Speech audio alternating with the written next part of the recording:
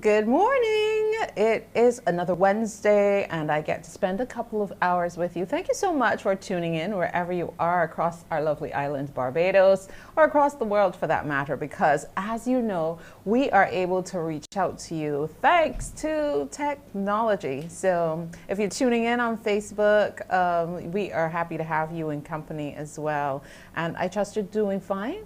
That you got up and you took a little time for introspection. Yes, some reflection as well, but certainly in a purposeful way as you look to moving forward. So good morning.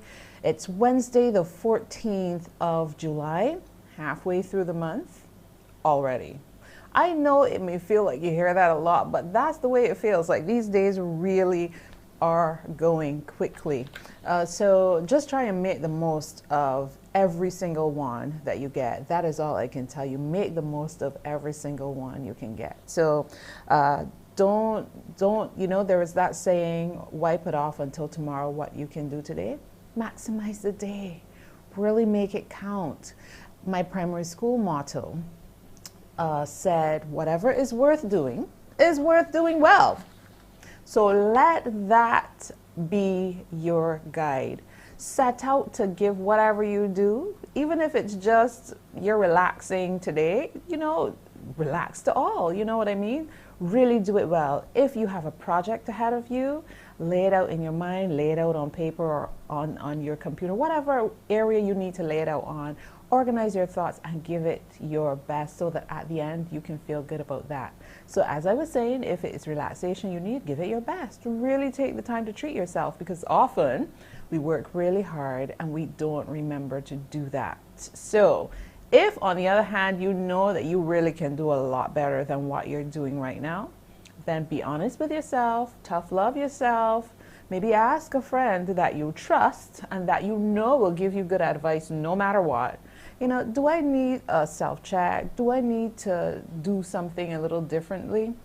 And just be brave and bold enough to at least try and reach out for help when you need that in getting to what you really want to do. So again, going back to whatever is worth doing well. I've got to tell you, today we are going to talk about customer service. Now, we all know that we are all consumers at one point or the other, and we know that we have rights. We know that.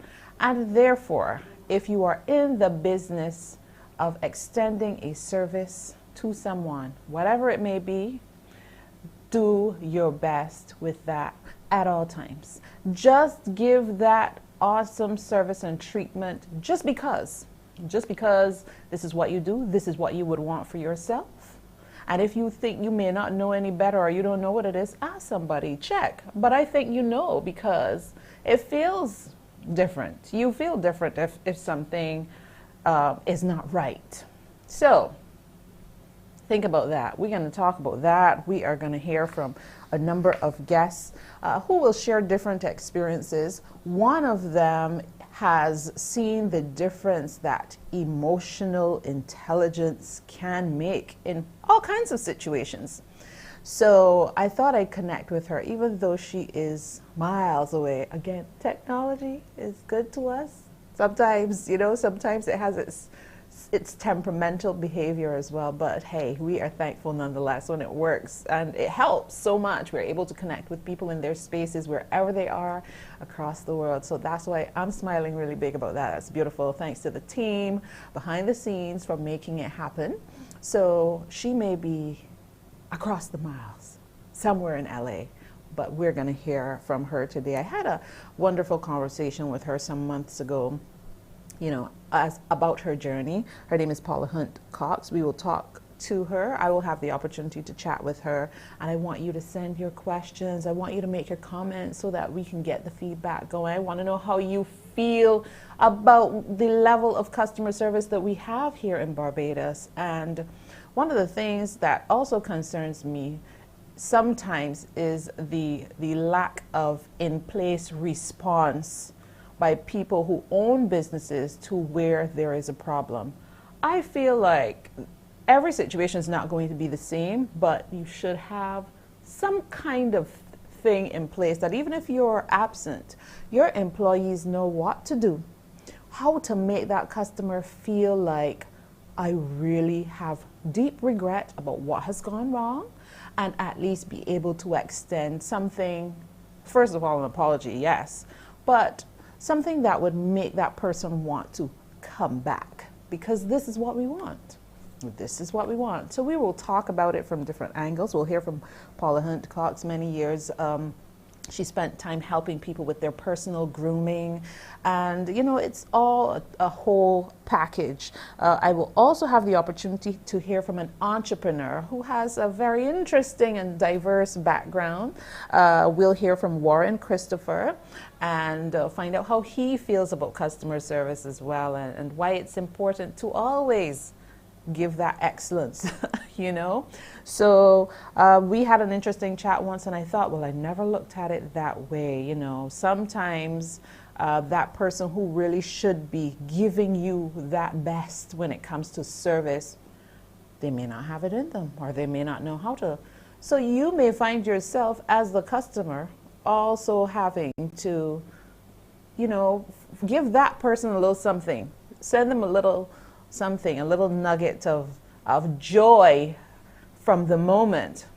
I don't know, it seems like it just shouldn't have to be that way, but sometimes it is real. You encounter people in these positions and you wonder, well, why are you here? So that's why the topic today is customer service excellence. Give it good or go home. And that's really how I feel about it. We are also going to hear from Julia Regis. She is with the Fair Trading Commission, and she's a consumer protection officer. So I'm looking forward to all the angles. She's going to talk to us more so about how business owners really should deal with complaints and as it relates to the Consumer Protection Act and so on. So it should be a very interesting conversation. I want you to stay tuned. Again, I want to hear from you. You can send your comments. You can even call, you know, the traditional way, but I definitely want your questions or comments via our Facebook feed. So again, great to have you tuned in. This is my 10 to 12, and we are going to spend a little time together. The conversations begin right after the break.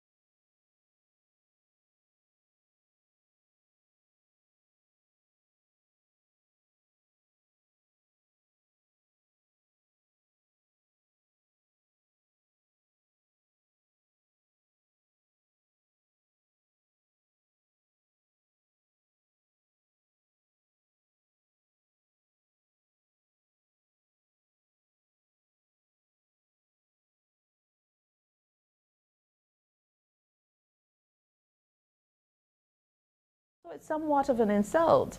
And I think that when it comes to business, like you shouldn't do that if you don't know what allergies people have, we don't know what sensitivities. And I just think it's bad manners, downright bad manners for someone to be eating and feeling chips and water from a mop flicking on their feet. That is just wrong and very insulting. Those are not things that we do. I think we need to move away from the, okay, closing time is coming up in an hour, I need to be ready to blow this joint exactly at that time. You cannot disrespect your customers that way. We cannot. You wouldn't want it for yourself. We cannot do that. That is not acceptable. Anyway, so I will probably share some more of how I feel about things like that, but as I promised, we have Paula HUNTE-COX joining us now to share some of her expertise in terms of getting it right when it comes to operating the right way. Good morning to you. Good morning, Cassandra. So good to see you. It's great to see you as well. From so far away. I was saying we are across the miles, but it's times like these where the technology is wonderful to us, so I really appreciate this. Thank goodness. Thank goodness, yes. And it's early here.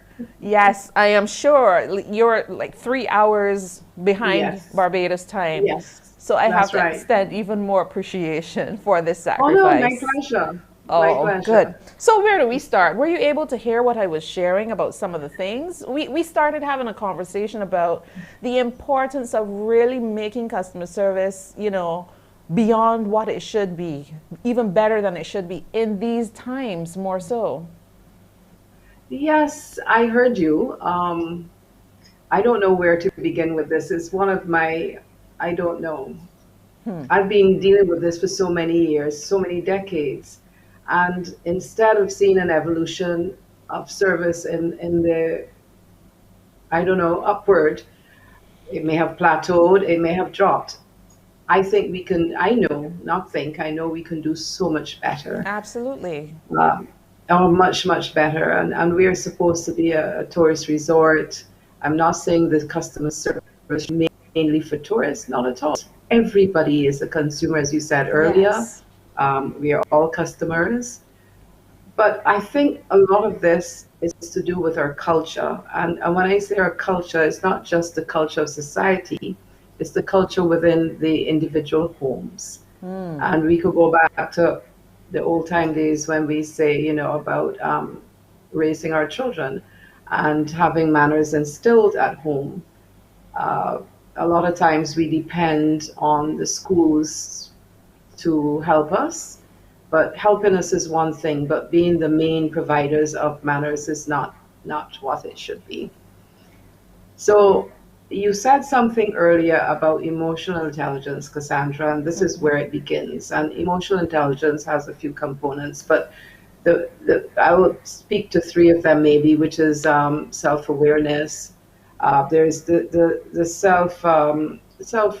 self-responsibility and motivation, empathy, that sort of thing. But we need to be aware of self. And to say that, I don't know where we will begin with this, because to be aware of self is influenced by what is happening in our society, what is happening in our homes, and obviously the upbringing we have, the experiences we have as children, as young adults, as older adults, influences how we behave. And I always say if the head is not functioning, the body will not function. True. And you mentioned about business owners actually taking responsibility for what's happening in their businesses. I know it could be challenging, but I think a lot of business owners have thrown in the towel and say, well, they can't do any better, and probably hiding behind whatever negativities that are happening and blaming it on society or blaming it on the people or whatever. But we have to continue learning and we have to continue teaching. I believe that business owners definitely need to set the culture within. If I come into your business to work with you or for you, I need to know what it is you expect of me. I need to see the other employees behaving in a certain way and follow suit. Mm-hmm. But if it is just left to me, we push the envelope as far as we can push it as human beings. Yeah. So setting up a culture for your business is critical, seriously, and start putting things like that in place from the time they are little. Because as you can see, and I've been told by many experts, 0 to 7, that is when all the critical information goes in. And if you just pile in garbage, that's what you're going to get out. Just like with, that was a computer saying garbage in, garbage out. But if that's what you do with the little ones, that's what's going to happen. So we have to take that seriously. And I was thinking as Paula was speaking, look at this. There are actually situations where I could see a behavioral consultant or a behavior specialist as necessary for grown people to help them understand how they ought to really behaving. So if we miss it, then this is what has to happen. But I think it is absolutely important, because if we are going to really set ourselves above the others, and this is looking at things on a national level, we cannot afford to have these huge cracks in our setup, because people are well-traveled. Many of our own Barbadians, very well-traveled. You are going to places where people understand the importance of service. So when you come home and then your own people treat you like much less than human, like, it isn't a good feeling, and people get disenchanted, and then businesses and individuals suffer. When businesses are suffering, it means families are suffering. We have to do better with the service, and I look forward to also sharing taking a moment to chat with Paula HUNTE-COX about the service mentality as opposed to feeling a sense of servitude. It's different. If you come into a business, a field rather, where you are expected to give service, this is what you're doing, and this is what you should give the best of you to. Servitude is different. If you are feeling like you are slaving, that is a different situation. No, but we all want that if we're being served, we are served well. So this is what needs to happen. We're going to have to try and reconnect with Paula HUNTE-COX, but we're going to take a quick break, and then we are going to come back. If we are unable to move forward with her at this time, we will have a chat with our next guest, who also understands the importance of business and service and giving your best to make it all work. This is a real situation, and too often people go into situations, the customer will have a situation happen to them that is just completely unprofessional, and they may or may not say anything.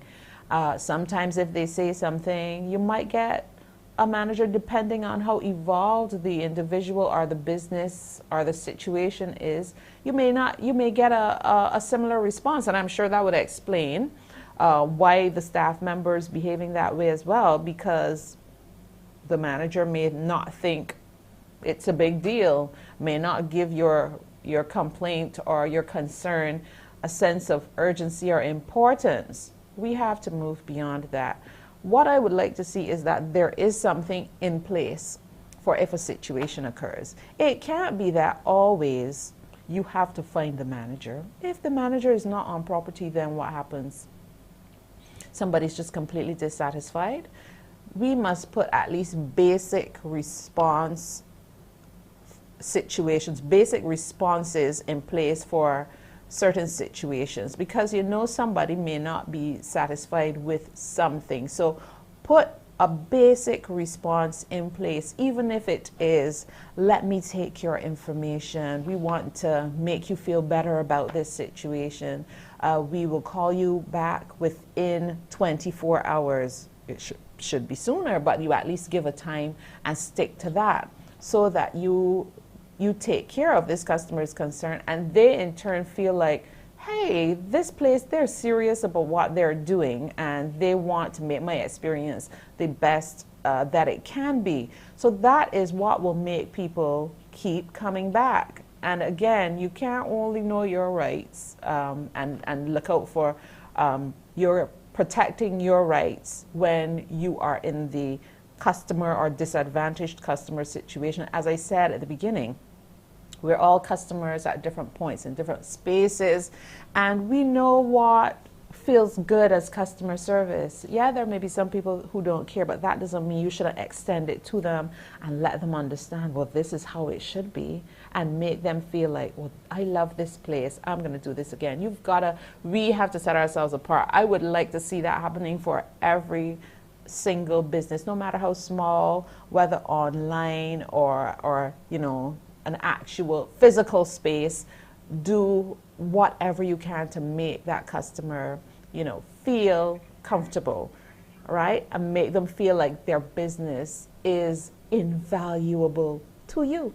So, gotta treat everyone like they could be your last and make it memorable. We're gonna take a quick break and we will continue with my 10 to 12 in a few moments.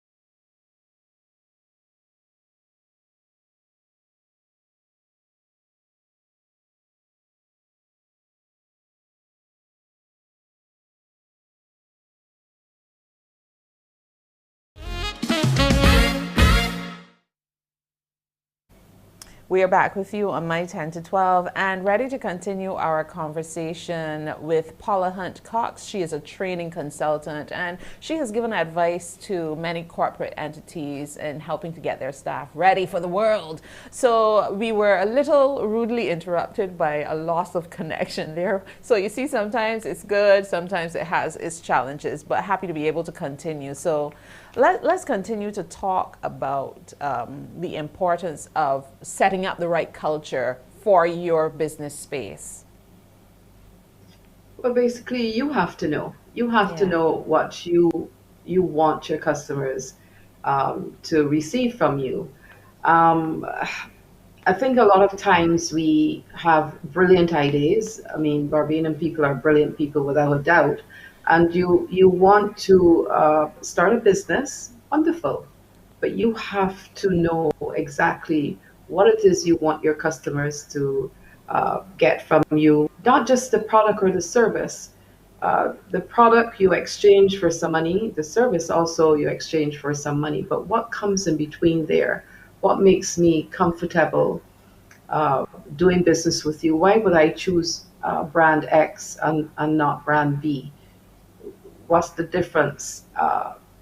And the difference is the service I give you. This is my hard earned money, and I'm giving it to you, yes, for something you paid for yourself, but I am not going to be thinking about all of that. I just want this product or this service, and I'm paying you for it. And I would like to receive that with politeness, uh, respect, very much so respect from you. And I think that is lacking in some or too many. One is too many of our businesses in Barbados.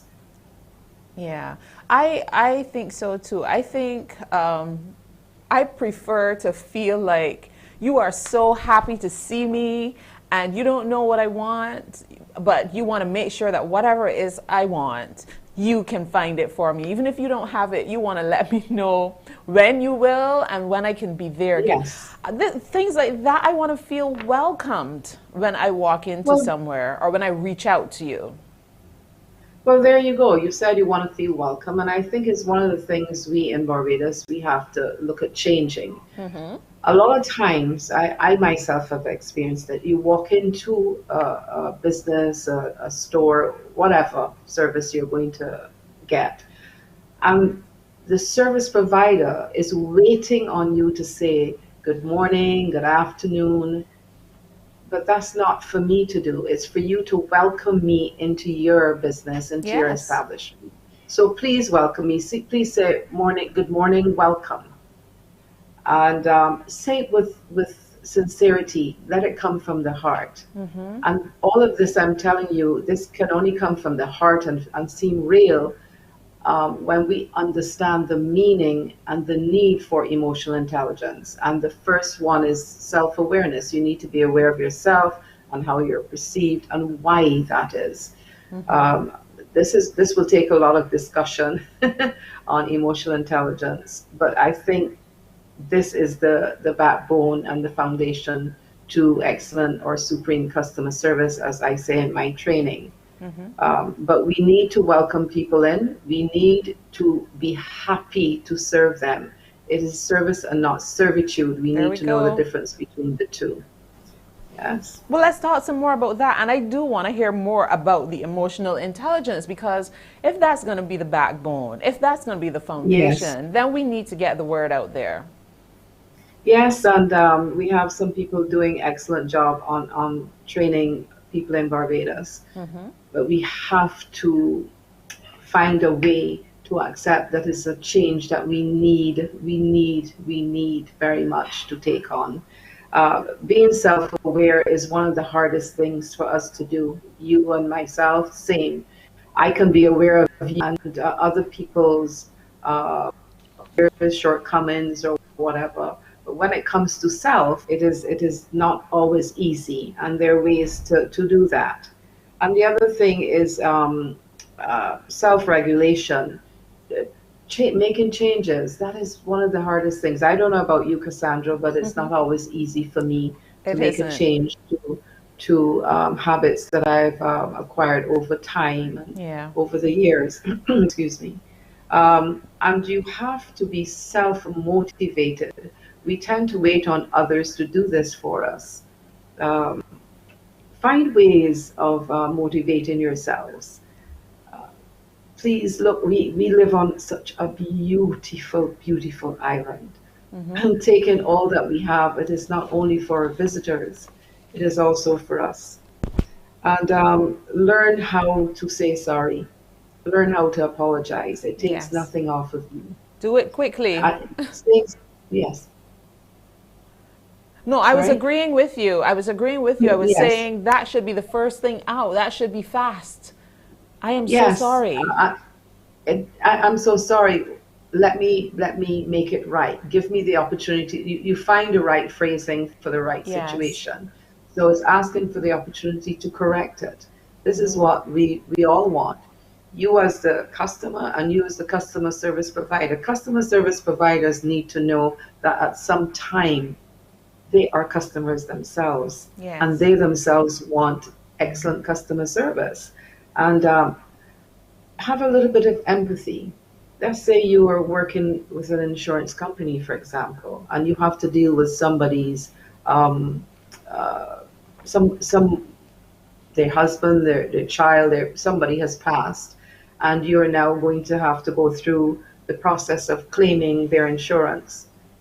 You, the customer service provider, you need to be able to understand how that person feels and be empathetic to their feelings because they may have approached you in an angry tone because they're feeling pain and grief.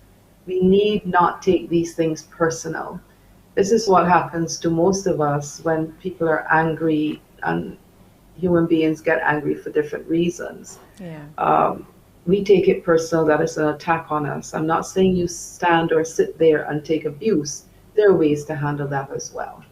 Yeah. Yes. This is good. This is good. So the thing should always be, if you recognize that a situation is developing or has developed, as an employee, and I'm talking about the person who is frontline, the person who you're going to interact with as a customer, you should know, at least the first thing you should be is gracious about apologizing and finding Yes. out more about what the situation was. And one of my peeves, Paula, is that I find I don't feel like there is enough in place for Okay. employees to understand how they should respond and what they should do, what they could offer to make that Yes. aggrieved customer feel a little better in that moment, even in the absence of the boss or the manager or whomever. Yes. Your thoughts on Well, there that? you go. Well, there's need for training. There is need for training. We cannot say, well, I'm not their mother or father or their teacher. They should know these. Not everybody does, and for various reasons. So you need to have training. And to speak further to that, one of the areas of emotional intelligence is social skills. So you need to have social skills, which is basic manners, which all of us knew back in the day, but things have changed. We have social media, which is taking our attention away from the basics. We have to grow. We have to grow with the social media and things like this. But my favorite saying, we cannot throw out the baby with the bathwater. Right. Um, there are many things from the past that are relevant today and crucial, very vital to our survival in this world. And excuse my throat. That's all right. Excuse me. So social skills like good morning, good afternoon, excuse me, I'm sorry, welcome.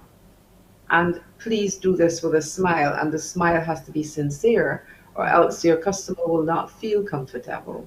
And as I said, you're going to have the irate customer, but you can calm them down with your positive demeanor. If I come in angry and I see a bright positive spark, I would more likely be able to come down and be more respectful as a customer.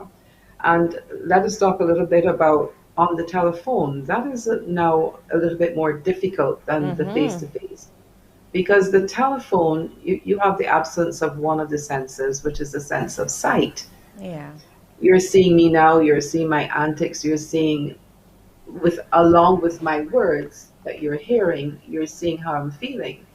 So the person on the telephone has a lot more to do, a lot more smiling, a lot more positive tone, because they have the absence of sight. Yeah. So these are things that we have to be aware of as customer service providers. And I don't care what forum it's in or what type of business it's in.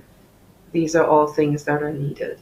Yeah, let's talk about some more of the situations and the scenarios that can really throw people off, because I mean, Yes. and I know it is available. There are business places here you go to. Listen, people remember you, and I love this because I try to do it. I try to. It doesn't always work. I'd like to remember everybody's names in my field.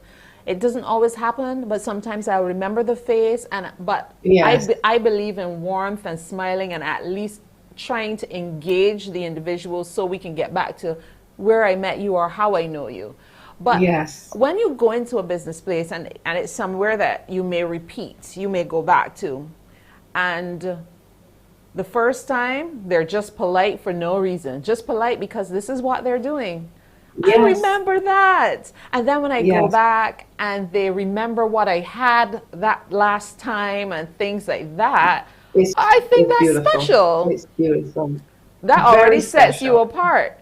And I have been to places in, properties in Barbados, and you go in and it feels like somewhere else. You can feel like that culture that you talked about, Paula. You can feel Yes. how every staff member understands this. We are not messing with our brand.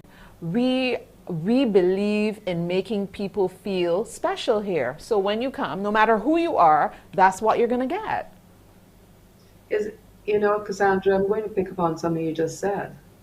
And I think it's sad that when you enter some establishment, you feel as though it's somewhere else. I need for us to feel that this This is is home. us. Yes. This is home. This is Barbados. So we, not somewhere else. Yeah. Let the visitors think it's somewhere else, but we need to feel this is our home. And as you said, this is our brand. Our brand has to be one of excellence, but one that comes natural to us. It shouldn't be forced. It shouldn't be adopted and then adapted Yeah. because we have to get a paycheck. It needs to be part of our culture. And this is where we are fighting right now. And with change, you know, there's always pain. So I know we are going to get there. I know we have brilliant, brilliant young people, We just do. slightly younger than me, of course. So we have brilliant young people with so much to offer, so much knowledge and experience. Absolutely. So that's what we need to make happen. It needs to be across the board because it can be so contrasting when you go somewhere or you can hear that this person really doesn't want to talk to you, or you go up to a cashier and the person is, you can Yes. tell that they are, you're, it feels like you're bothering them. I just, Always. No, I get that too. And the first thing I want to say here that we should work on is eye contact. I find yes, Barbadians feel a little uncomfortable with eye contact. I walk into an establishment, look at me. yes. I'm here to do business with you. I So see eye please look at contact as me. respect. I do. Oh, definitely, definitely so. But a lot of us don't, and there are many reasons to do with culture way back in the day, having, you know, holding your head down and not staring at people. But we need to know the difference between having eye contact and staring. A pet peeve of mine is that we have a lot of people, unfortunately, I have to say a lot of females, stare at other females as they walk into an establishment and they don't Yeah. even hear what is being asked of them. Is that they're just staring to see what outfit you have on and things like that, and just not Yeah. interested in your need. Um, uh, it's time we grew up in these areas. I say we Absolutely. have wonderful people. We have our people are amazing people. Mm-hmm. However, we need to understand the need to improve, to grow and improve in that. We Is it okay if I talk about some of the irate customer behavior that we have? Please. Do we have? Um, it is very, very difficult to deal with some of the irate customers that we have to engage with. People who are angry for whatever reason, like you said earlier, Cassandra. Um, we have to find out what it is that's upsetting the customer. However, I want to say here, if a customer is being very rude, if they're cursing at you, threatening you, this is where Unacceptable. you have to take control. It is Yeah. unacceptable, and I will not promote that. You have to be smiling and saying and bowing to someone who's disrespecting you. However, you have to find a way to deal with that and say, ma'am, sir, miss, or Mr. If you happen to know the name of the person, it is always better to use the name, Mr. Smith, Mrs. Smith. I would really love to help you, but I cannot do that. If you are going to be cursing at me, I won't be able to give you what you want. So please help me to help you. Right. Find the right words that are suited to your personality. I'm not saying repeat verbatim what I have just said because I'm different to you, but it has to be one that shows that you're caring and willing to help. Mm-hmm. Yes, we've made a mistake. Yes, I'm really sorry that you're experiencing this or have experienced this. Please give me the opportunity to make it right. Well, Paula, you know that there are some people who Yeah. might find themselves in that situation and just let them have it right back, like curse them Yes, right of back. course. This is not what you Of want course. either. No, it's not what you want. And Cassandra, I was not always where I am today with this. I know for many, many years I could deal with this now, but when I was in my 20s, Yeah, um, I, w- I've always worked in the service industry. And working with the airlines is not an easy one. You get all kinds of anger for all types of reasons. And I always felt personally threatened. I felt that it was at me they were coming for Paula, and it wasn't. It is people are have various reasons for being angry. right. Um, it is that they're afraid of flying. I've had that experience. So you have this fear of flying, and so you behave in a negative way.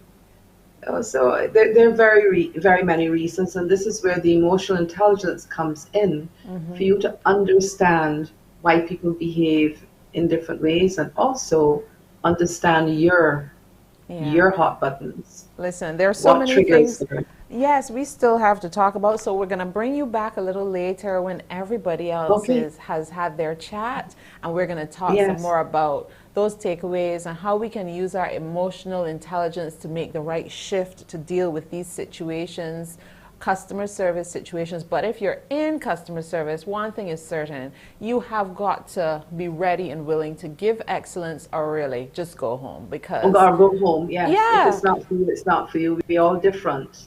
Just go. absolutely. So we're going to Yes. talk some more coming up next. You're going to hear from an entrepreneur. His name is Warren Christopher. We will be back after this.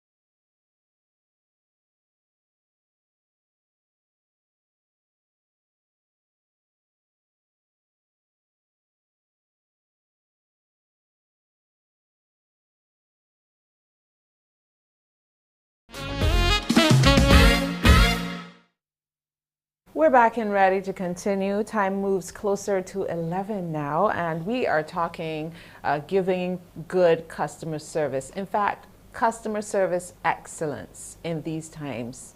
Give it good or go home. That's really the bottom line. And this gentleman, Warren Christopher, he, I think, is one of these people who believes in extending the best to a customer and understanding the importance of it. So I want to hear from him because his background is diverse as well. Good morning, Warren. How are you today?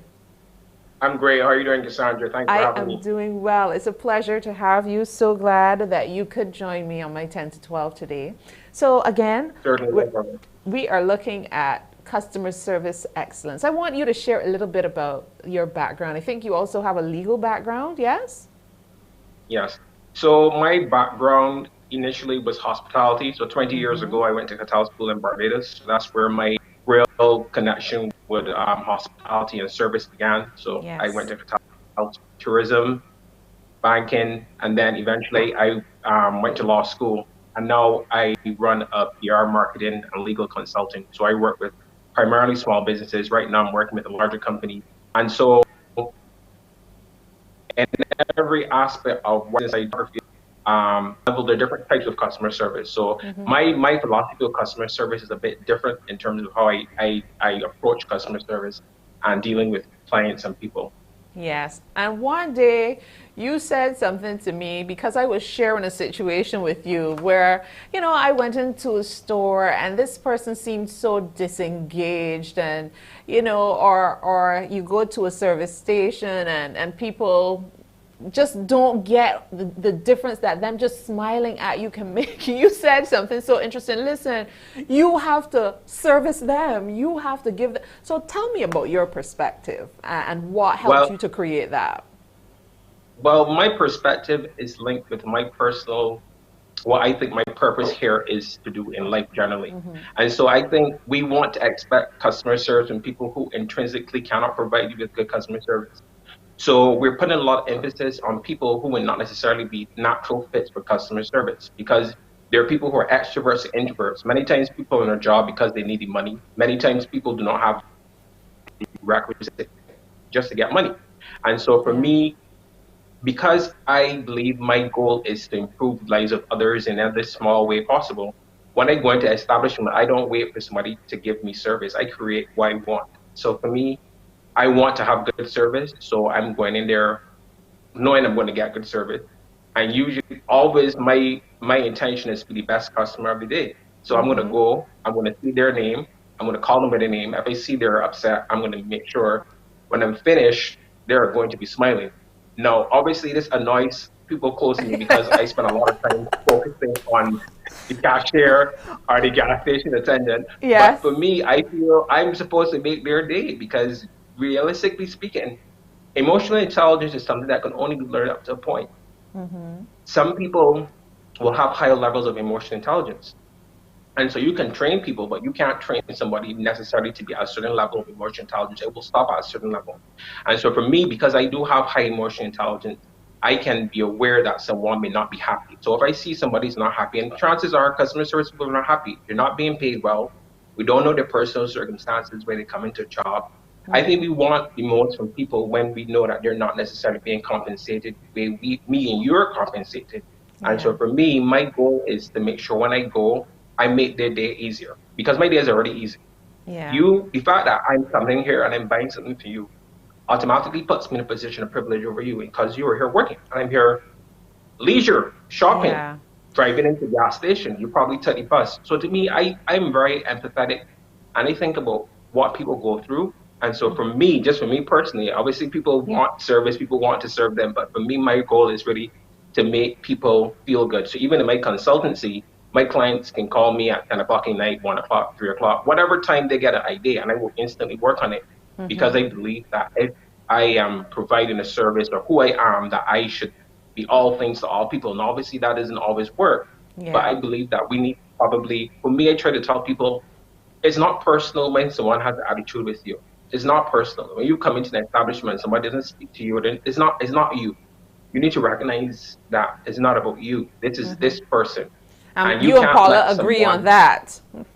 Right. You can't let someone take you out of where you are, your peace. So to me, peace of mind is very important. So I create the world I want to live in. So if I want people to be happy, I'm going to go in there. I'm going to sing a song based on your name.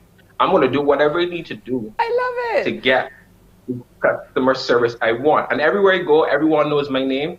If I go to Lancaster, Massey, Sunset Crest, every person knows my name. I know every single person's name, because I need to get good service wherever I go. The security guards are my WhatsApp. So I make sure, from the security guard to the general manager, I'm in a good relationship with every single person. I don't want any problem. I need to have happiness wherever I go. So I create that for myself. No, everyone isn't like that, but I need to be happy wherever I go. Okay, I love that, and that is beautiful. And I can tell you, there are days I will do that, but then I can't help but become disappointed sometimes when I'm thinking, you know, you've got this mentality. Now, this person may not be getting the best pay.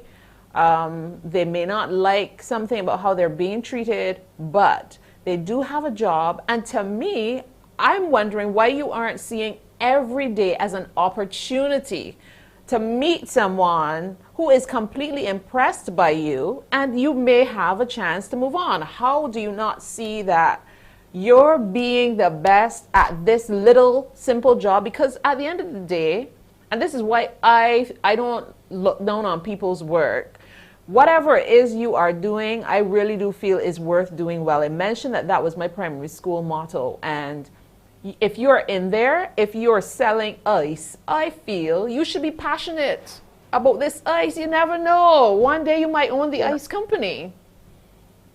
I think that's idealistic. That's idealistic or unrealistic.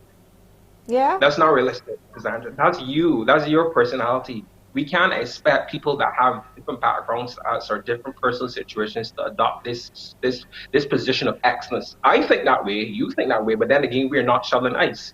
So it's good for us to say this is what we would be doing, and we're actually in different jobs. But the truth is, we don't know the circumstances that led someone to do the job they're doing. And quite frankly, to me as an empath, I just feel that, okay, it's my job to make this person's day better. Mm-hmm. It isn't always where I went to a certain restaurant the other day, and I asked for something. I said, could you put some cookie crumbles? And she was like, what cookies? And I'm like, I mean, what cookies? I mean, Oreo pieces. And I go to this place all the time. So when I got to the pay window, I said, who's working today? She said, oh, that is so-and-so. I said, I can speak to her when I get there. So when I got to the, because even though it was a simple thing she said to me, it triggered me because I'm always getting good service there. So when I went to her, I said, listen, I said, technically they're called Oreo cookies. So if somebody asks for cookies, don't say what cookies. Say, oh, sorry, sir, do you mean Oreo cookies? And she laughed, and we made a joke of it, and I made it lighthearted. And I told her, you don't know who you're talking to. So even though I'm going to tell you, because that's what I do. Like if I go to a restaurant, I'm not getting good service, I will speak to the manager and I would say, like, I'm not going to go and write a post on you on Facebook, which I've done before. I'm going to speak to you to let you know so you can fix internally, because everyone isn't a bad day for you. So I would go to the manager who will really have responsibility for speaking to the person. But the truth is, we're not employing, it starts with the people that are actually in customer service jobs. In hospitality, you're trained to be in hospitality, chances are you are intrinsically an extrovert or someone who wants to deliver good service. So you can talk about the level of service you receive at certain establishments, because more often than not, they're hospitality establishments. Yeah. And the truth is, we talk about Bajans and we talk about service because we're saying Bajans are friendly, but then we're saying customer service in Barbados is bad. But Bajans are the customer service people. And we're saying we're such a friendly island. And I've lived in 5 different countries, and I can tell you Barbados is the best kinds of people, how amazing our people are. So I want you to repeat that. You've been to several other countries because the internet got... I've lived in 5 countries. Mm-hmm. Sorry, I've lived in 5 countries, and I can tell you that to me, Bajans are the friendliest, warmest people I've ever encountered. That's why I choose to live here, because Bajans are friendly. Yeah. So I'm saying to you, customer service people are Bajans. So it just happens that the people in customer service aren't friendly Bajans. I think there's more in the mortar than the pestle, and I think we have to look at how perhaps the hiring practices, are we choosing the best people to be in customer service to start with? And are we paying them correctly? So my thing is, it's okay for us to be idealistic in terms of what we want from customer service, but we need to take accountability. If you want good service, you got to make up in your mind that you're going to get good service when you're going to establish, regardless of the person's attitude. Okay. I bring it because that's what I want. So I don't really pay attention. So oftentimes I always say I get good service wherever I go. And people say, but Warren, is your personality? And I'm like, well, maybe you can learn a thing or two when it comes with a different attitude. And you will get good service. You always get free things and you always get this. I said, because I take my time to meet people where they are. Yes, Warren, so I am with you, I am with you. I will smile at people. I make jokes with people. If I recognize, like, maybe I hear something, they have the same name or they come from somewhere that I'm familiar with or where I grew up, we're going to talk. And I always start with that, with the smile and try to be engaging. But I have met some people who are like blocks and they will just... You do get give you that wall. You can get a blockage. You can get a blockage, but that's not personal. Right. This is why we, as evolved people, have to not take that personal. So sometimes it doesn't. Someone might have a block. I might sing to them. They may not change. They may not whatever, and I would just leave it. But I would not take it personal. I would not cast a whole aspirations about the organization or the establishment. I would just leave it there, because to me, I can't let that remove me from where I want to be. Because remember all this is, you interact with people. You have to be true to who you are. You can't let people change a customer service person, Yeah. change your whole day. So no, I would just leave it. I just say, you know what, that person is going through something. It's not with me. I know that I'm doing my best, and so I'm not really focused on that. I think Yeah. I get people want service. I get people are saying they pay for service, but for me, you're gonna always be miserable. It's true. I So get that, and you you're don't always want to gonna be have a like problem. that. You want to be able to enjoy your experiences. I'm with you there. I Exactly. am with you there, and I always want. I will always look for something to lighten the air and the moment with people that I don't know. Sometimes when I'm done talking with people, a friend may say, "Wait, you know that person?" I'm like, "No, but you Right. know." Well, I want to know Right. how you feel about this. The scenario I shared at the top of the show with someone at a fast food restaurant. I don't know if you've experienced it, but I feel and I find in Barbados often, I'm not saying all the time, but often, and it's in various services, various businesses. When we know closing time is coming up, we start to shut down everything, and the place is not closed yet. So my scenario was, this family is in a fast food restaurant and they checked on closing time before sitting. They were told an hour later, and less than 10 minutes of them being seated with their meal, a lady was mopping all around them, and then mopping under the table and bench where they were. How would you have handled that situation? Well, I would have obviously brought it to her attention and let her know that it was not a good time to mop now. But I know why she's mopping because she Me probably has to too. take the bus to get home, And right? but So, they're in a curfew, so, Warren. There wasn't no, curfew then. but, but, but it doesn't matter about curfew. It's just that who wants to take a bus. So I know why she's doing it. But to Yeah. me, I would have made, knowing how I am, I would not, I would have been like hearted about it. But Yes. again, remember, I'm coming from a hospitality background. I'm the type of person that I don't even like workers to do certain things because I know the stress it takes. So I don't even like to be the difficult customer because I'm always thinking about the customer service I person. get So you. I'm not really the best person. I'm always like, I just don't even wipe my windscreen because I don't want you to do any more work. I'm always feeling bad that people are doing more work than they should be doing. So I'm not the best person. But in that situation, I definitely would have brought it to the attention of the manager because even though I'm a customer service person, I'm a let me speak to your manager person. Yes. So I'm always let me speak to your manager. My friends get embarrassed. They're like, "Oh my goodness, here we go again." And I'm like, "No, let me speak to the manager because the manager doesn't know what's going on, and usually the You got to manager do doesn't have a something. clue." So I Yeah. always go to the manager. As much as I'm a customer service person, I speak to the person that's going to give me the solution. So the solution would be to tell the person. I would make a joke about the person mopping. I would probably, because I know they want to get home, and it's obviously case by case. But I think we know what the person is mopping. Obviously, it's inappropriate. But again, who hired her? And Why are you? What's the training like? So it's again, it's interesting still that you about said the actual her. process. It's interesting that you said her. But Well, I but it was sorry, a I didn't her. speak about It was a her. and And we, here's her everything was her. response. Here's her response. Look, sorry, here. We got to take a break Yeah, well, here. We got to let no that problem. settle in, and we're going to be back, or we'll talk some more after the break.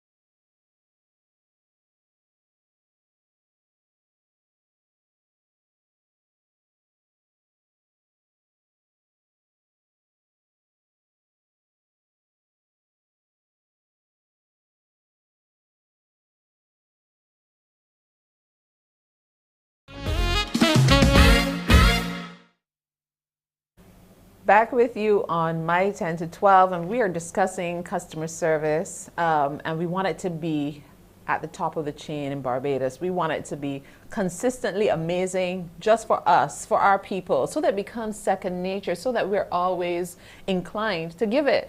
I'm chatting with Warren Christopher right now. He's an entrepreneur. He comes from a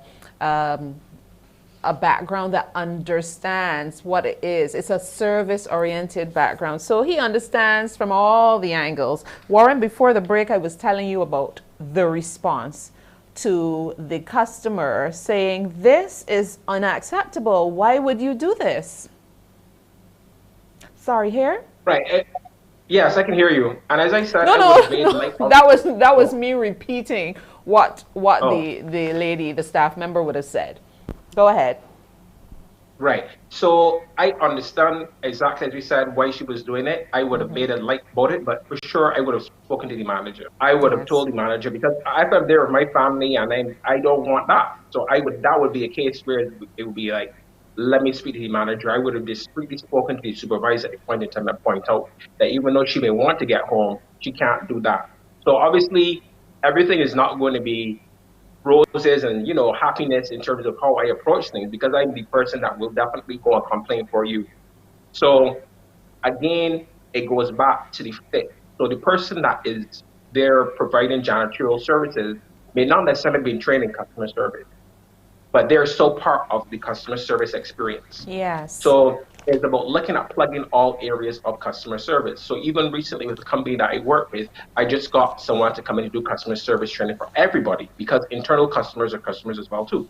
So to me, and customer service directly relates to marketing and public relations, which is what I do. So I have to make sure that, and HR. So it's HR, customer service, working together. So it's not just customer service doesn't happen with customer service. Customer service starts with HR in terms of selecting the right candidate from the beginning. So there's not just one thing you have to look at when you're looking at improving customer service. You have to look and see in terms of hiring the right people. Now, obviously, if people want jobs and employers want to give people jobs, sometimes you're not as thorough as you should be in terms of identifying the correct candidate. But that is what happens when you don't put people who are intrinsically customer service people into roles and then try to train them. Because you're always going to have a problem with customer service, because you're trying to put, what do you say, a square in a round hole? A square peg in a round hole. Correct. So you're never going to really get the level. So we have to change our expectations, and then we have to look at how we go about hiring practices, programs, and how the pool that we need to develop and improve the pool of talent in terms of customer service that we're looking at to begin with. Then and even if you work in hospitality and you go to hospitality school, you still may need training, because again, sometimes when you see exceptional customer service, that's a person who may necessarily have the natural propensity to have high emotional intelligence and to love their job and to be an extrovert.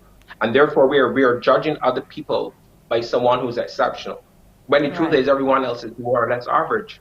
Okay, interesting points, Warren. You make some good points, but I want to ask you, how do we then weed out? That's not the best term.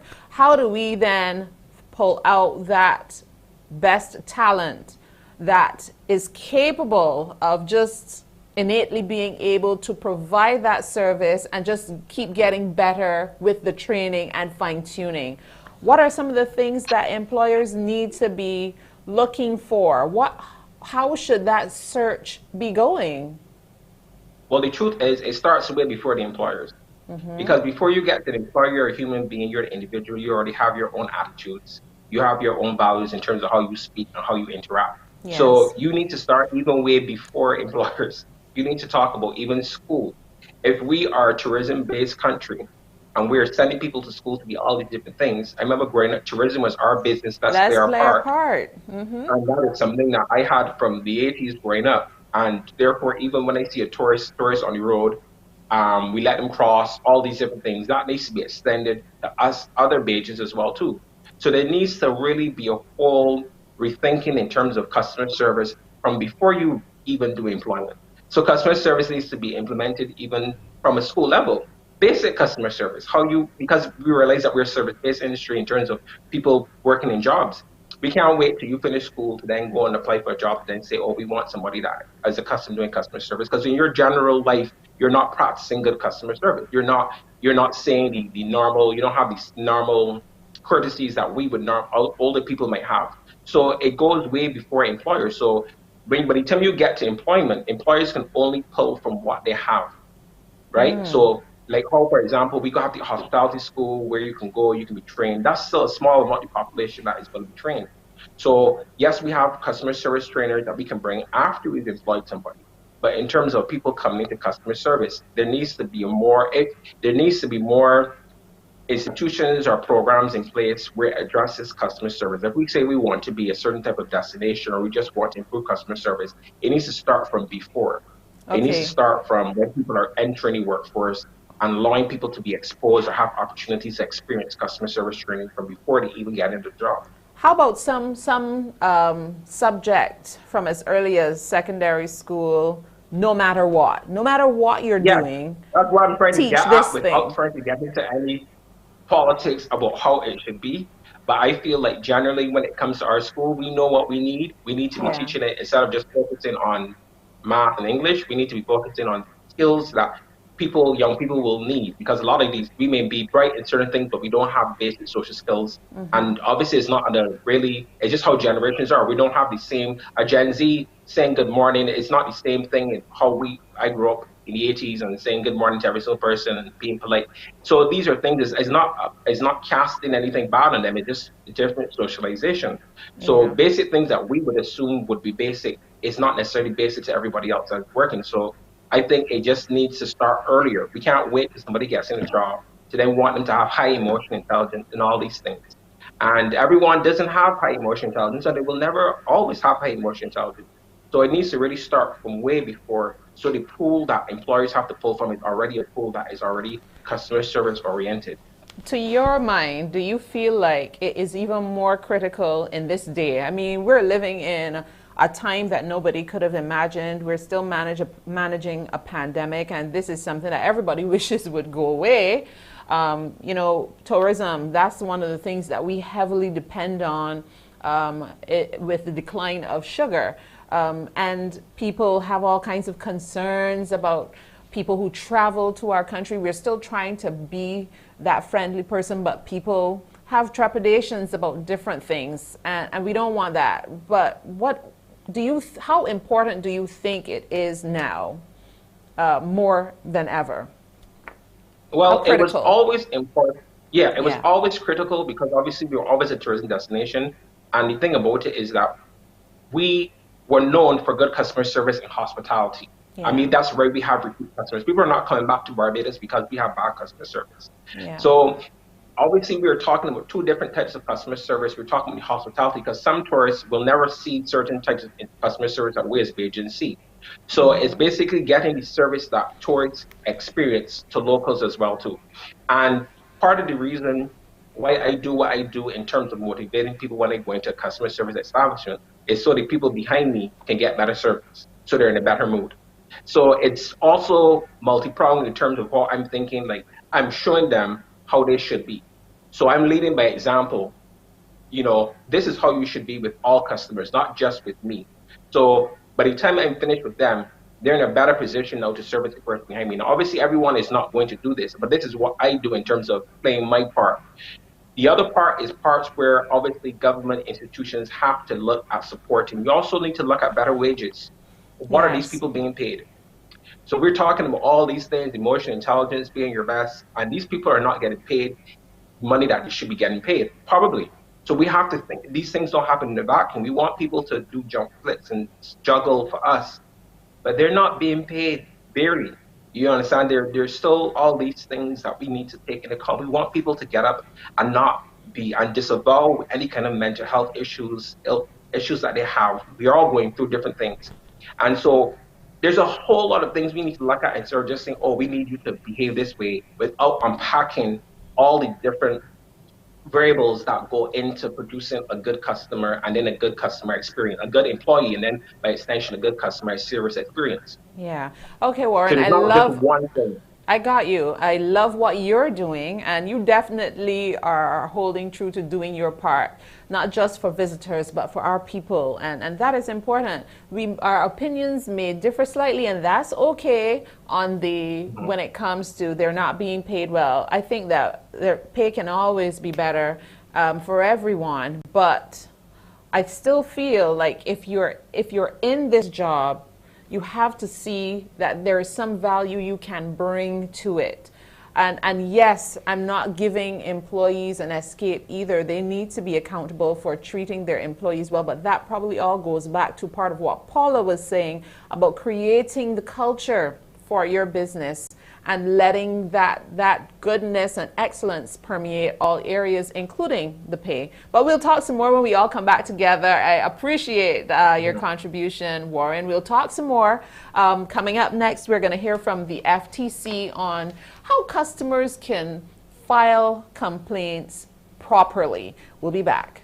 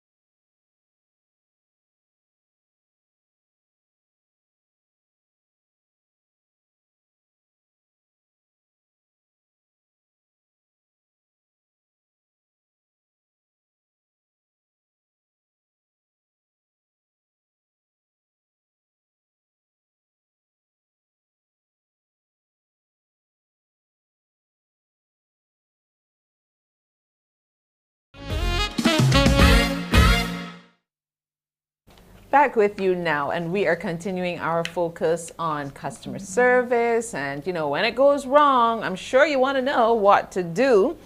We talk about a number of areas, including sometimes customers can be difficult. We've heard some different views from the guests, and we will give them all an opportunity to chat together in a little bit. But I want to hear from Julia Regis. She is a Consumer Protection Officer with the Fair Trading Commission. Thanks for joining us today. Good morning, Cassandra. Good morning. Now, I'm happy to have this perspective. Yes. Now, were you able to hear any of the discussions that we've been having during the course of the morning? In the ending, I heard Warren just now. Okay. Yes, I heard his perspective. Okay. Now, customer service is important, and I want you to start with your, the importance and over a general point about the importance of proper customer service, because you don't want to have to find yourself dealing with complaints all the time.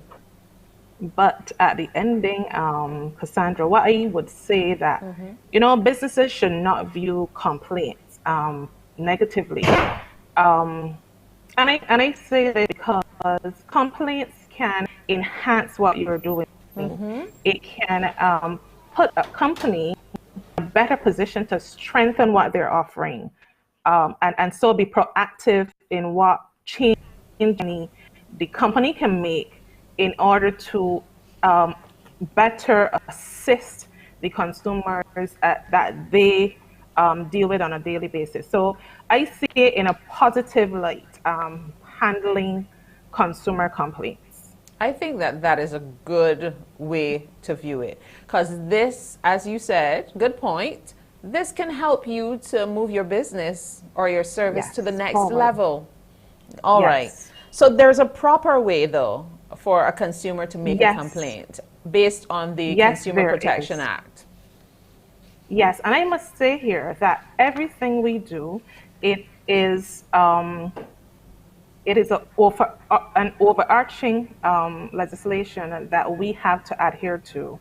And it is listed there, is documented how we should address complaints coming to the commission. And there are some steps that consumers should follow before they come to the commission. So before coming to the commission, and recently everybody's been talking about the FTC, but there's some steps that the consumer should take before coming to us. And that is, you've gone into a business and, or, there's an issue. The first step you should take is try to resolve that issue on your own. That is, try talking to the manager or someone who is in charge, because sometimes it's not a manager, but it may be a supervisor. Have a conversation. If there is no, the issue is not resolved or it's not to your satisfaction, then the next step you should take is to put it in writing. And some consumers are aggrieved because, hey, I spoke already, why should I put it in writing? At the end of the day, it's legislation that we are following, and these matters may end up in court because that's the final ruling, and it may end up there. So we want to have it documented that these steps were followed, there was no redress, and so the person came to the commission for them to address it for them. So first, try to resolve it. Speak right. And we say to give the business at least 2 weeks. And all of this you're documenting. You're going to give them 2 weeks in which to respond to you. But they may respond, but it might not be to your satisfaction. And it's like, this is not satisfactory. I don't like what they would have given me or said to me. I'm going to take it further. That's when you come to the commission. But when you come to the commission, make sure that you have all your documentation to support what you are complaining about. And the documentation would include? Your receipts, your contracts, if there's any, a copy of the letter that you off to the business, and if there's a response that the business provide, that should also accompany your documentation. Right. There is also an official complaint form that you should fill out, and on that form it gives us, you give us permission to investigate that issue for you. Right. And that is important. After that, then our officers will then address the complaint with the business or service provider. Okay.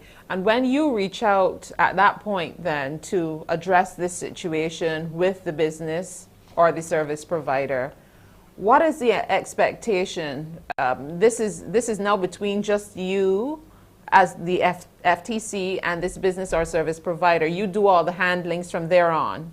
Yes, we do all the handling from there on, because you have ticked that box to say, you know what, I gave you permission to investigate this right. matter on my behalf. So the FTC takes over and it goes to contacting the business. Of course, the complaint has to be reviewed and assessed to ensure that it falls under the purview of the legislation, because every complaint that comes to us may not fall under the purview of the legislation for which we enforce. And some consumers would say to us, but this is unfair, and we get it. It may be unfair, but if it is not an issue that falls under the legislation, then we have no right to address that matter. Okay. I was just going to ask for you to maybe give us an idea of what could fall under your purview, or if it's easier, what does not. Well, Cassandra, I can tell you, we have persons who come to us with some issues, and sometimes you just have to just wonder. And so let's talk about even prices. That's a topical issue. What the FTC is not doing anything, and the prices are going up. And what I can say here today, the commission does not regulate the prices of goods or services except where it is a utility. So the prices in the supermarket does not fall under the purview of the commission. We don't decide if a price should be sold at $2 or $3 in the supermarket. However, as it relates to price, what falls under us is the issue of the price listed is the price you should receive the good at. So if you see, yes, if you see a tin of corned beef on the shelf for 50 cents, when you get to the cashier, then the price you are expected to pay. So you need to be mindful of that. So check your prices on the shelf and so on. And I want to interject here though, because we've had situations where a price may be exorbitant on something, and you know that this isn't normal. Those accidents can happen too. Well, are you obligated then to still pay what is on it if you see that it is unreasonable? Because if you price something that should cost $40 at 10, I will feel really good. But I'm entitled to it because I understand. So help me out here. It is listed there. So it is listed there. And there were some instances where I personally dealt with the issue where the item was priced at a very low price, and it was, you would call, a relatively expensive product. And when I called the business, the supervisor, the manager, was not even aware, but she said to me, I am going to check. When she checked, they were priced incorrectly. And she said to me, you know what, Julia, I am going to offer the person at that price, and I'm going to change the price after. Right. And a business has a right to do that.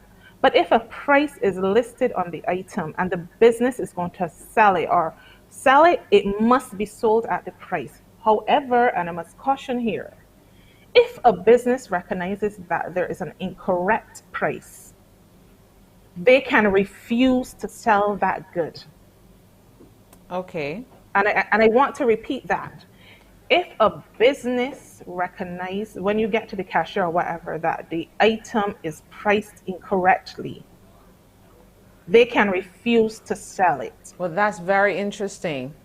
Yes. That's however, very interesting.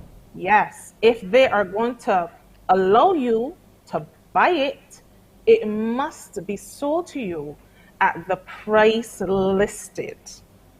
If you go ahead, and this is a fine line and something that you're telling me. We will be addressing, or we have been putting forward to address, because there's a very thin line in this particular area of price. If it is being sold, it must be sold at the price listed. Even if it is a lower price in the system, the price you saw on the shelf should be the price that you purchased the good at. Okay. So you need to know that. However, some businesses may say, oh, we didn't change our system. The wrong price is on the shelf. Not my problem. Yeah, you do not work there. I do not work there, or another person does not work there. So that's for you to address. Okay. Some persons will still go ahead, and if you go ahead and you say, you know what, I'm going to buy it at the price, even though there's a variance in price, you can come to the commission, because clearly that becomes now a breach of the legislation. Okay. All right. So that's interesting information. Yes. To have and to know. So wow, that's something else. But if it's an exorbitant price tag on an item that you know should cost less, you know should cost less. You can ask a question. Yeah. Ask a question before you make that purchase.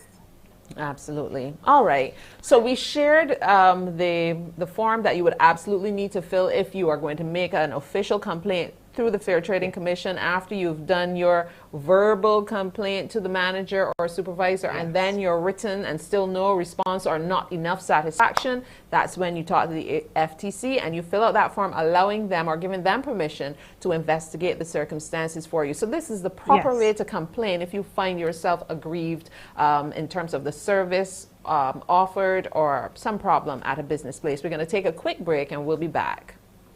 Okay.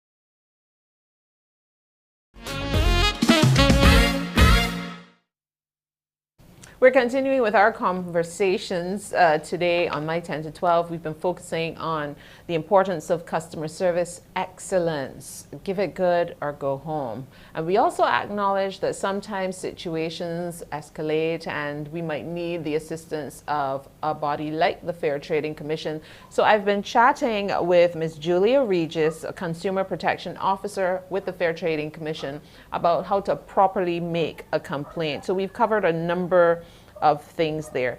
Is there something you would also like to share on how businesses should really address any consumer issues?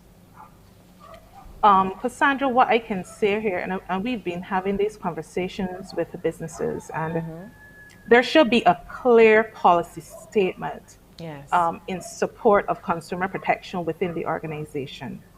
And that should be right across the board. And especially for those, and that starts with the management, at the management level.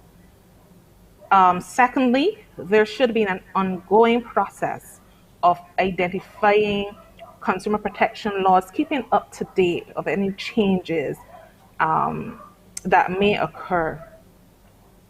Training of your employees is of paramount importance so that they know what their responsibilities are in the organization.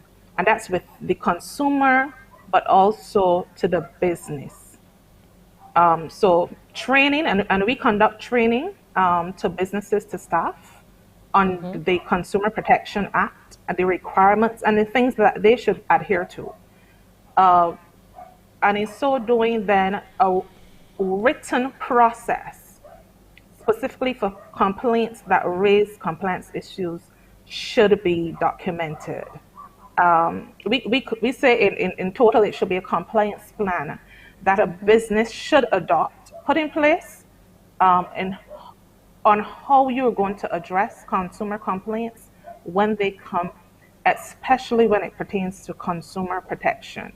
Because, like I said earlier, if a consumer complains, we go to the business and we want to ensure that they are following the protocols that they set out in the compliance plan, and that compliance plan, they can do their draft and they can send it to us so that we can peruse it, review it, to ensure that, hey, what they're following is in conformity with what the legislation states.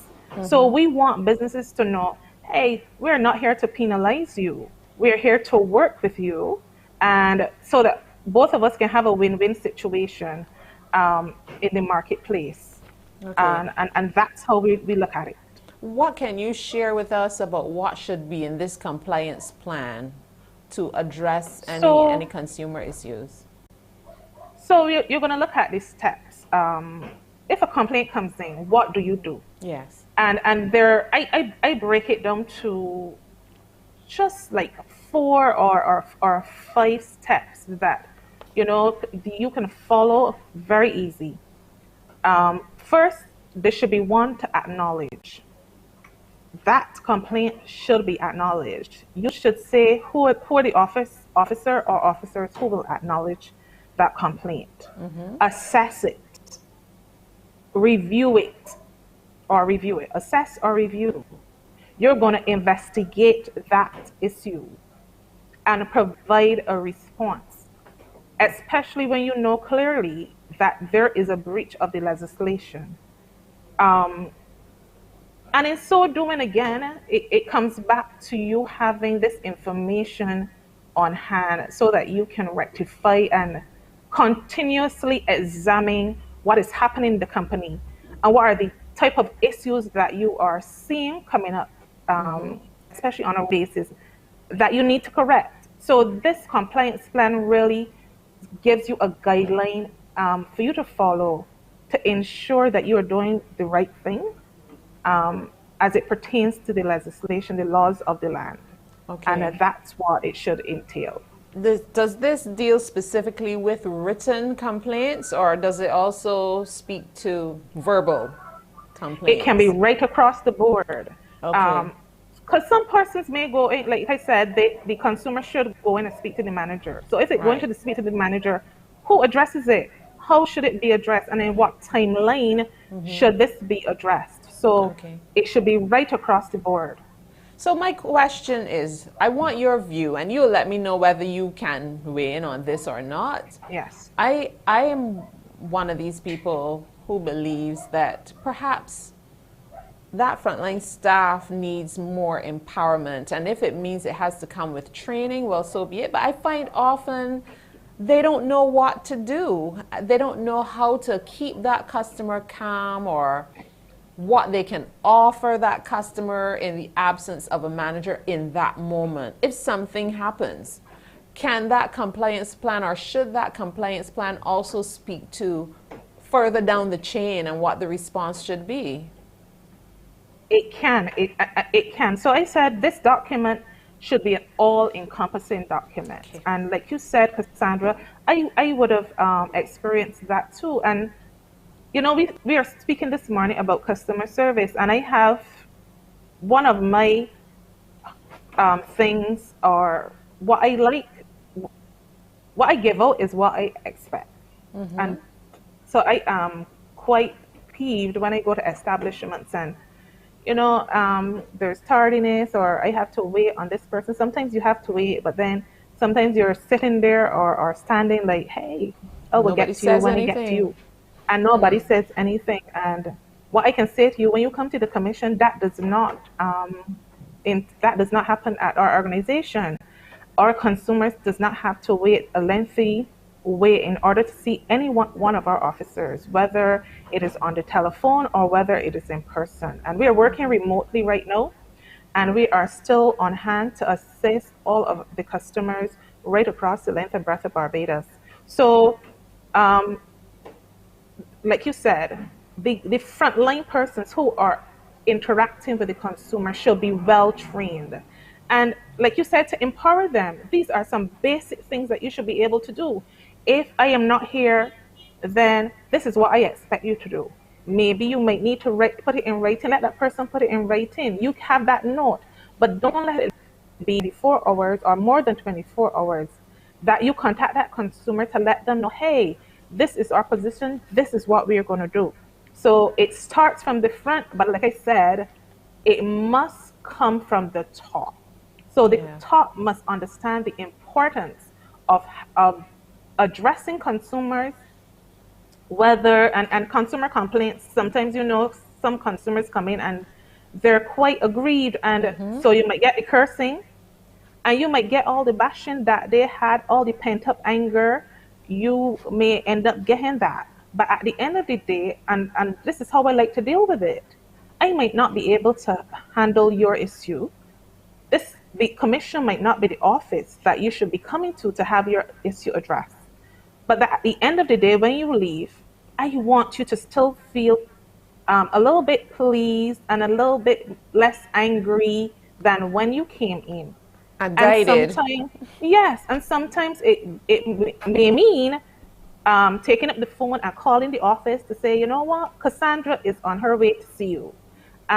Should she have to somebody so that that person feels, yes, somebody is hearing me. Somebody see that my issue is important.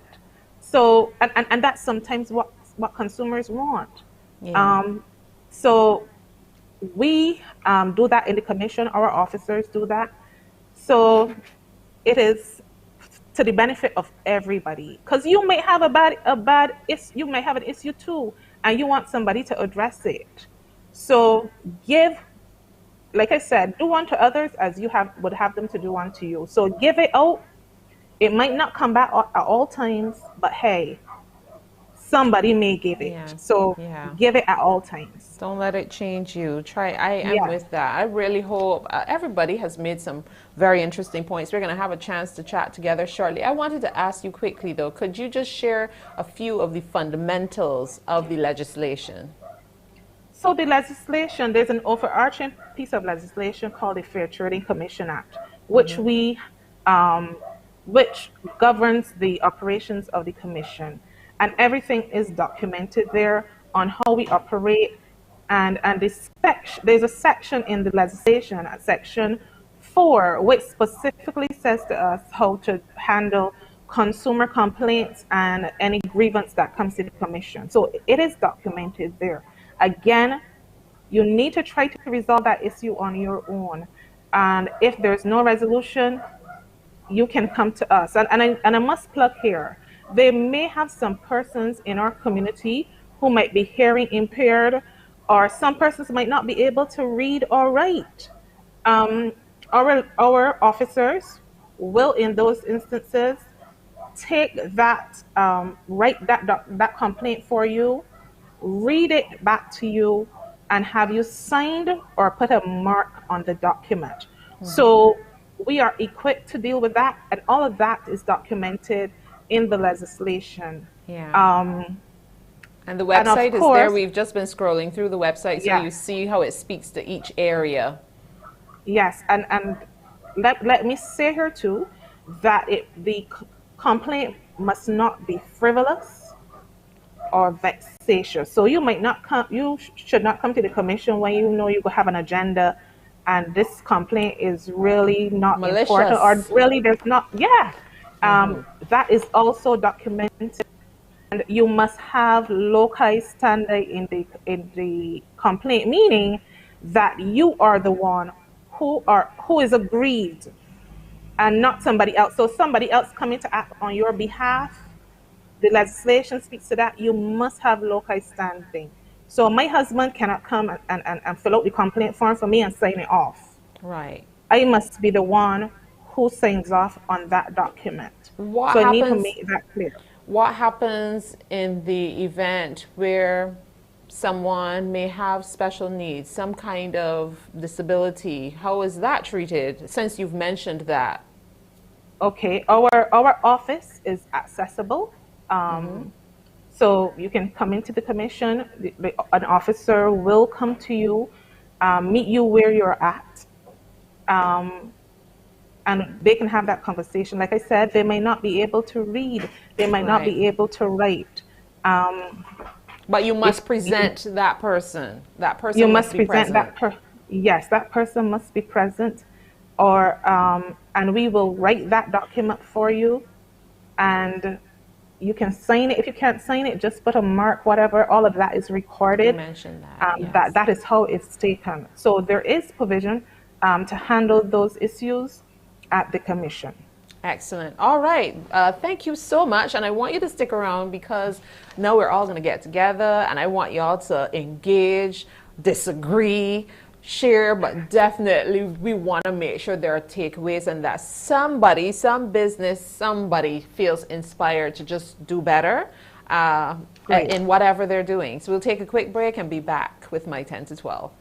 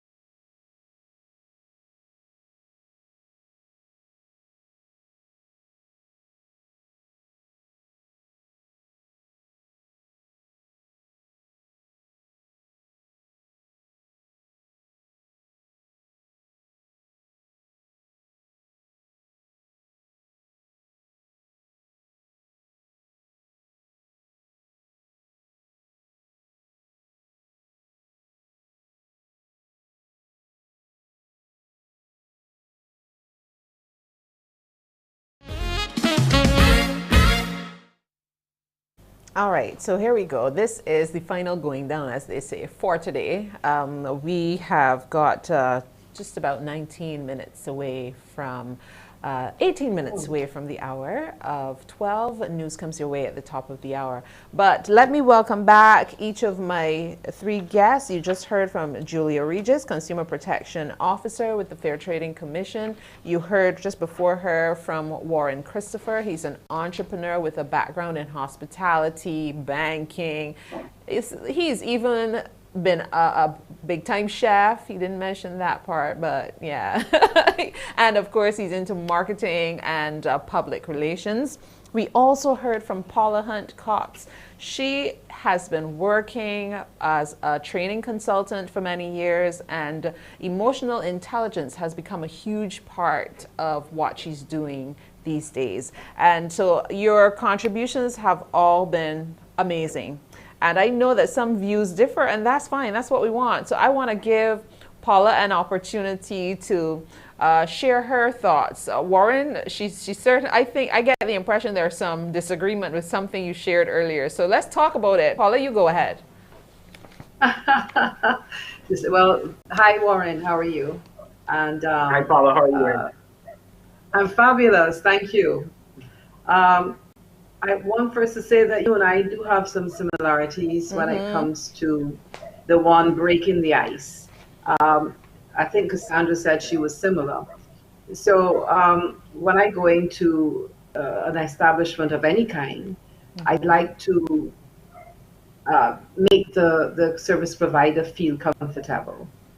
So I get the good service.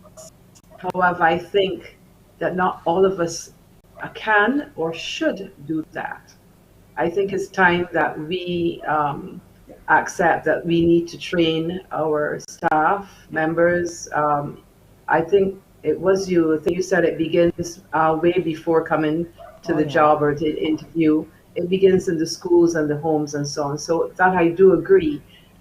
So while you are a very social person, and you're obviously an extrovert and not an introvert, and we do have all types of personalities working in the industries, different types of industries, like you said, because some of us just need a paycheck or what have you. But we need to find a forum that is going to address our lack and put it into place where we can grow from. We've been talking and talking and talking for decades. It's time we did something about it and have something that is going to be part of our culture and a success. We have different types of personalities. If I can speak to, I called you all by your first names. I should have asked permission to do this. So, Julia, is that okay if I say Julia? Yes, that is okay. Yes. Thank you. Yes. You talked about empowerment in the front line, and I'm your supporter there. Definitely, they need to be empowered. Yeah. However, I find that from training over the years in different types of establishments, the one thing I constantly hear being repeated is the fear of victimization. If they take the step to use their initiative to say, well, no, this, whatever, no, we can't do it. Or of course, I can sell it to you at this price or whatever, their fear of victimization. So you spoke about starting from the top. And as I said earlier, the body cannot function successfully if it is not functioning. And so we need to start from the top and have our owners, our managers trained to interact positively with the junior staff and with each other, because we have managers of one department, managers of another department who are at loggerheads because they see this is the way. This is why I think that each establishment should have a culture, and the underpinning, the thing that Barbadians say is our good customer service, or excellent customer service, we should say. I would like to finally say that our main problem is communication or lack thereof, We don't communicate with each other. Departments are not communicating with other departments. Colleagues are not communicating, and there's a lot of pettiness and who say and who didn't say. We need to get rid of that negativity. And I come back to my emotional intelligence each time. It is about learning about ourselves, about our surroundings, about who we are as a nation. It is going to take time, effort, and when we have wonderful heads like you two people, so much to offer. Um, I learned a lot from both of you, and I now understand the Fair Trading Commission a lot better. Thank you so much. That's good. And That's but excellent. oh yes, and you said so many things that I identify with, and I was so glad to hear that you of the type of service you give to each person. And I want to say here, there are so many companies that I've worked with, that I've trained, that really every employee wants to give supreme The customer best. service. They do want it, Yes. because they too are customers. But some, like you have said, and Warren, you have said, they're not trained, and you need to train. But the culture within the company has to be one where they feel safe and cared for and recognized for their good deeds. Yes. Warren also said that he doesn't think that everybody is, with even the best training, they're not customer Yes. service people. How do you feel about that? Of course not. Of course not. But you then came in and said, like, excuse me, okay, I'll give an example, a personal example. I worked with a particular company many years ago, and unfortunately, the owner and I did not mesh very well. And I tendered my resignation, but the resignation was happening within a month, and I had to produce still in my job.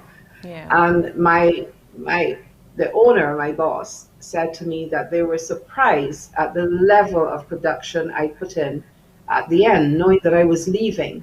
And I said, but I'm here to learn and to give of my best. Yeah. And when I move on, I don't want to leave negativity behind me, because you don't leave it, you walk with it. It stays with you. And I'm there to give my best, and I gave my best. And they were surprised that I didn't say, oh, well, I'm leaving, and just throw my hands in the air. So basically, not everybody is able to do or to give of their best, or like Warren, you said, they're introverts and extroverts. And but we need to know that while we are there, everything could be a stepping stone. While we are there, we need to give of our best, because it's about learning, it's about improving ourselves and improving the quality of our own lives within our own families and stuff like that. And I have preached. We appreciate the sermon. Warren? Well, I don't think what Paula and I are saying is really different. I think obviously we come from different backgrounds, because she is a professional trainer and I'm not a trainer. I am a consumer and an entrepreneur. So I don't come with the same expertise or experience in terms of training. So she's going to come from a very technical, I want to say academic background from training. I employ trainers. So I just recently employed a trainer to come and train the company that I work with, because we needed customer service. Yeah. So I see value in it. And I always tell companies, even though I'm marketing and public relations and legal, I always try to get customer service involved, because I can't be marketing the company and then people come in and then it's poor customer service. So I'm very sensitive to bad customer service. I'm very sensitive to it. And that's why I try to fix it. If I can't fix it, I'm going to bring a professional to fix it. So Paula is a professional. So I work with professionals. I'm just saying, for me, for my peace of mind, how I maneuver in my business. So for Warren's Kitchen, I ended up delivering all the food myself, even though it's supposed to be a side business, because I had to talk to people in Cassandra when I deliver food, how to describe the ingredients. When I cut the food, I touch the food. It's very personal. I don't want the food to turn over. And it's amazing.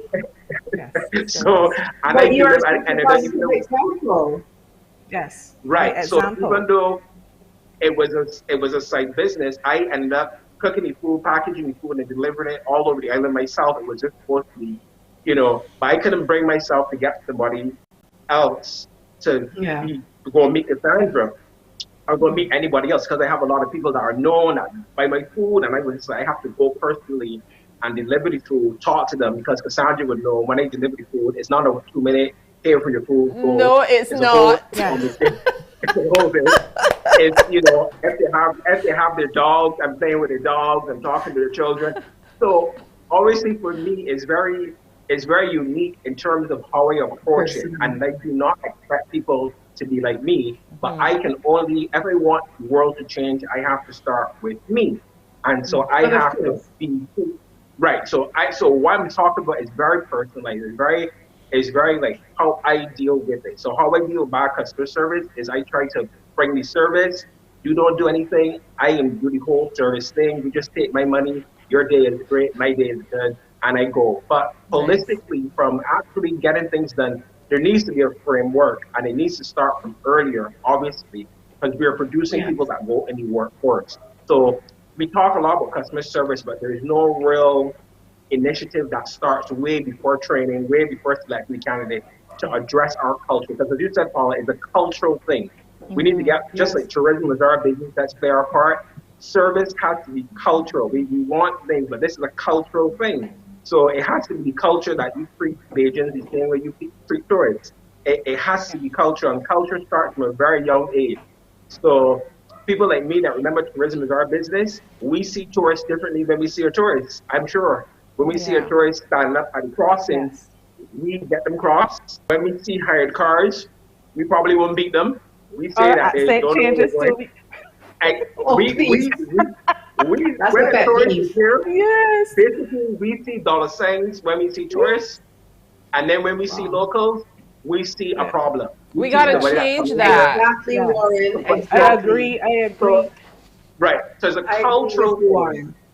So culture starts from very young, right? So Yes. we're talking things that people that outside the customer service or don't have businesses or don't understand FTC or training or whatnot will be like, but why do we need to start training people customer training from young? Because they're missing that skill set.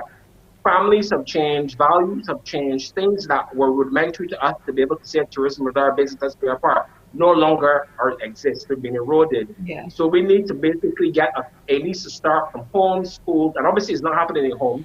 A lot of these parents aren't doing it, not to just to diss them, but they're just not doing it. They don't know. So we need to have They don't know. They associations, don't know. They don't organizations, know.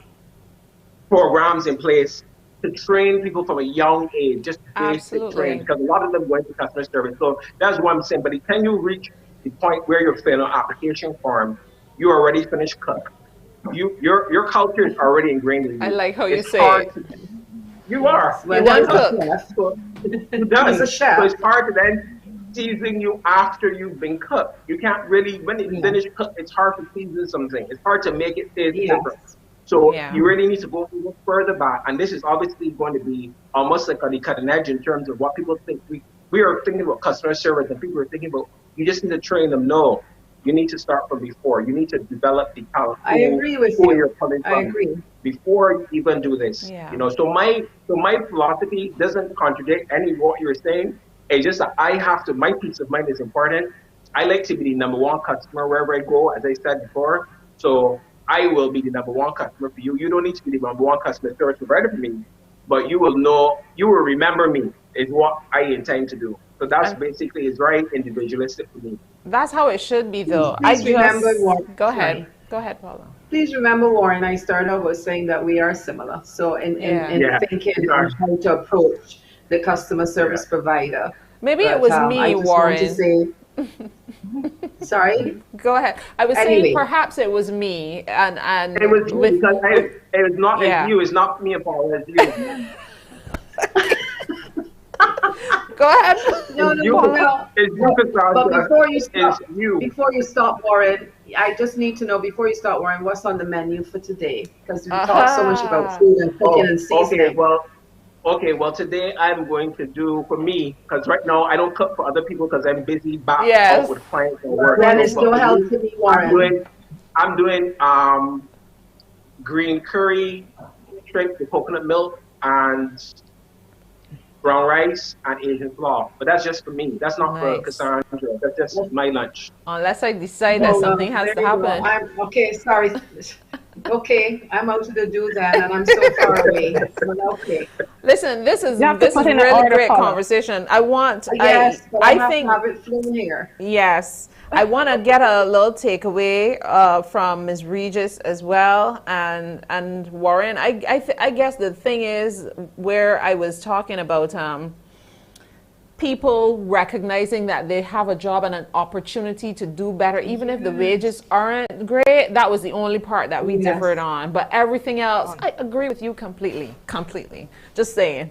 But go ahead, Ms. Regis. What I will say, Cassandra, in closing really is that we need to keep the consumer in the know. Yes. If the consumer knows what the business is doing, or if they don't know what the business is doing, they're doing nothing. Right. So in the consumer's mind, you are not attending to my issue. So we need to at all times keep the consumer in the know, and we've recognized that. We talked about culture earlier. We talked about people, but and earlier in my conversation, I was talking about persons who are aggrieved, who might come in quite peeved because the issue is the biggest issue ever. Yeah. Yes. Companies, though, need to, like I said, it starts from the top. Staff needs to know, and this starts from the top, that the staff will not tolerate any abuse or mistreatment from consumers when they come to do business. That's another thing.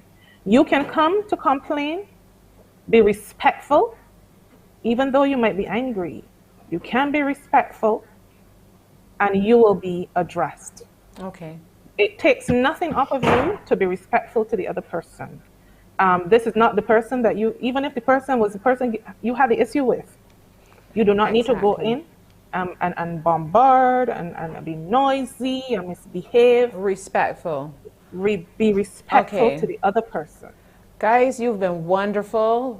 Can you believe it? 2 hours went by already. We've got to go. Yeah. Oh, really? I appreciate your contributions so Yes. much. And we'll repeat this on Friday. You have the opportunity to see it at around 1:30 in the afternoon. So thank you so much, Warren. Thank you so much, Paula. Thank you so much, Julia, for Thank sharing you, with us today. Cassandra. Thank you. Customer service thank you for excellence, having me. people. Yes. Give it good or go home.